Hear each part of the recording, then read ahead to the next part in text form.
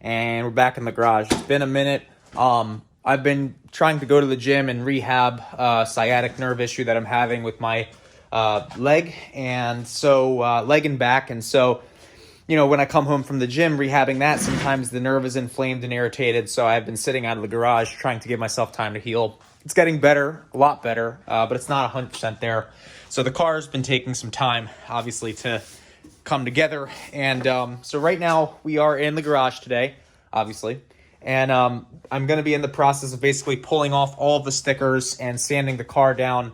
And that way we can hopefully get started on putting it back together. I guess what I'm going to focus on first probably is just focus on these areas here.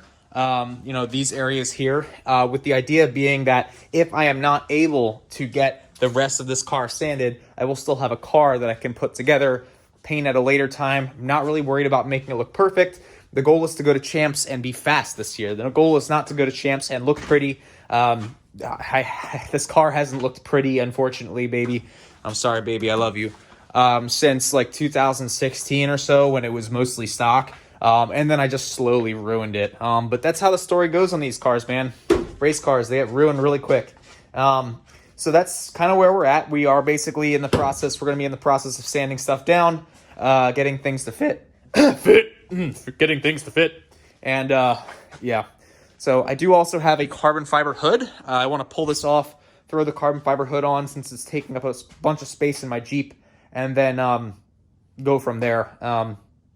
Have to figure out vent placement on the carbon fiber hood. The carbon fiber hood also did come with arrow latches, which would be mounted like here and here. Hopefully the person that put that carbon fiber hood on their old Civic did put them in like OEM mounting locations, like, you know, one of these 3 holes. That way I don't have to drill anything and figure anything out. Otherwise I'm going to be drilling stuff and figuring stuff out.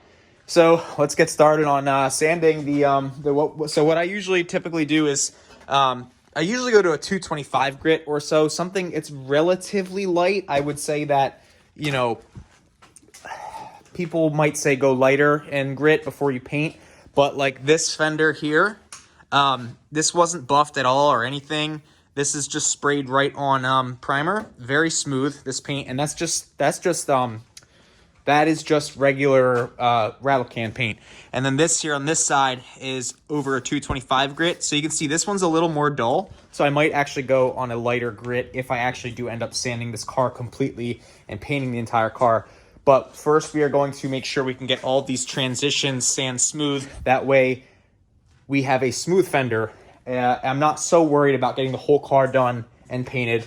I might just honestly sand this down, paint any exposed metal, and then take all these little black lines and then just reconnect them over the green because I'm gangster like that. And if you don't think I'm gangster like that, you're probably right. But pretend that I am. In a cool way, not in like a criminal way. Anyway, yeah, got to fire up the heater and we'll get started. Okay. So let's see. So none of this is, I didn't use I have a dual orbital sander. It's more like a wall or a floor sander than it is for auto body stuff.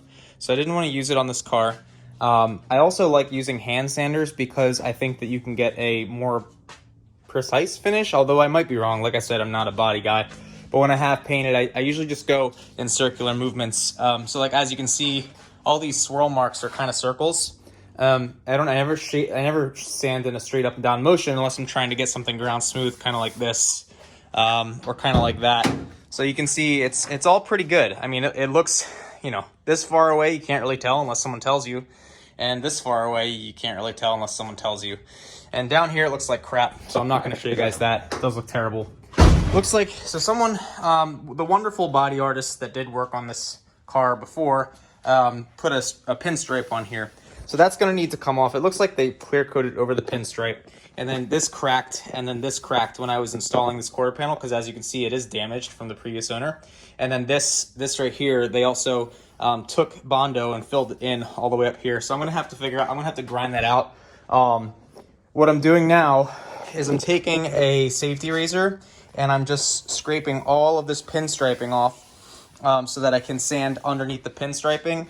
I took the side molding off because this doesn't have a side molding, that doesn't have a side molding, so I'm not going to bother. It's very hard to find side moldings for these cars now because they are old.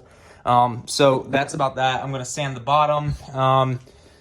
And yeah, I mean, we're moving along. This was cracked here, so I had to sand through that crack. This was cracked, I had to sand through that. And then, you know, I basically took all of the old glue off this window, and I took it as much as I could off of this back part right here, and over here as well. So because Champs is encroaching quickly, I know it doesn't seem like it is. We have technically 2 months or 2.5 months. I still need to drop the transmission and do some other things. I need to put the Type R motor together. I need to get a tow vehicle going. So like I said, I'm thinking of just painting this red with a spray can. At least one side of the car will be the same color red. And yeah, just taking a black Sharpie and going through and doing this again. But yeah, that's kind of where we're at. I'm going to keep going, and I'll update you guys when I'm ready to close up shop.